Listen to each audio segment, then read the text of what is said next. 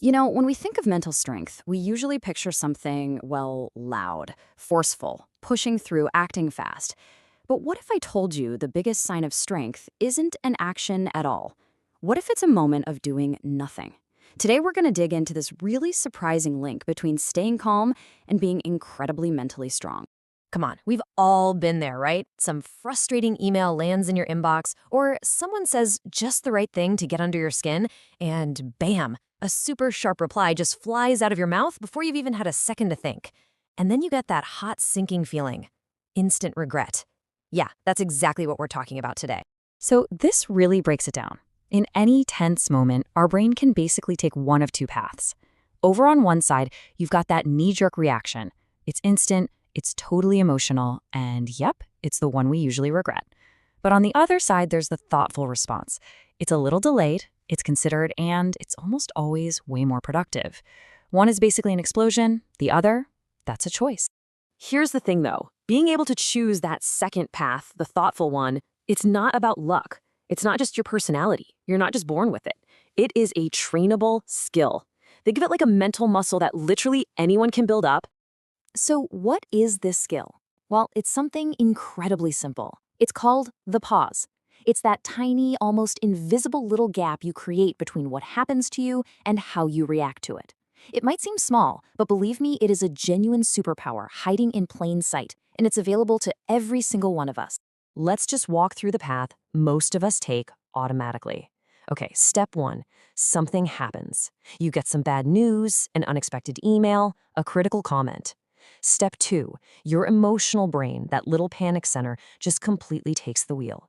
And step three, you react on pure impulse.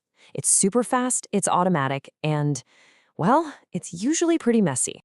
Okay, now let's look at a much better way. The trigger's the same. That same piece of bad news comes in. But look at step two. Instead of immediate panic, there's a deliberate pause. This one single step changes absolutely everything. It breaks the automatic process and leads you to step three, where you're not just reacting anymore, you are actively choosing how to respond. That's a huge difference. So, how does this pause actually work? I mean, what's really going on inside our heads during that crucial moment?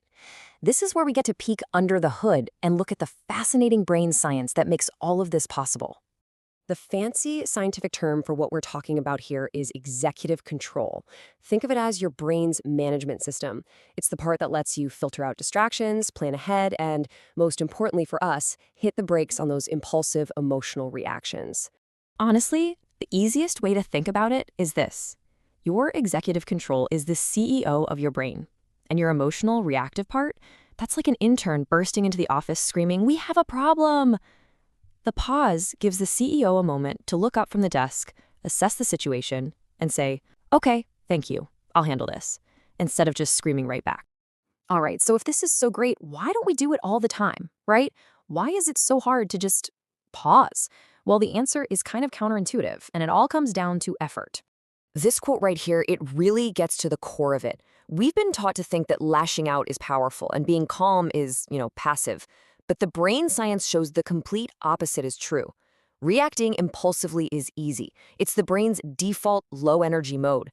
But slowing down to actually engage that inner CEO, that takes real conscious mental work. Just look at this. You can see the mental energy cost right here. An impulsive reaction is cheap for your brain. It barely uses any resources. But a paused, thoughtful response, that requires a huge investment of mental energy. It is an active, demanding process. It is not passive at all. And so all of this brings us to a totally new way of looking at strength. It's not about who can react the fastest or shout the loudest.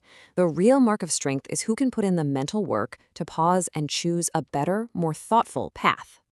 So why is the pause a true sign of strength? Well, for one, it shows self-awareness. It proves you have emotional control.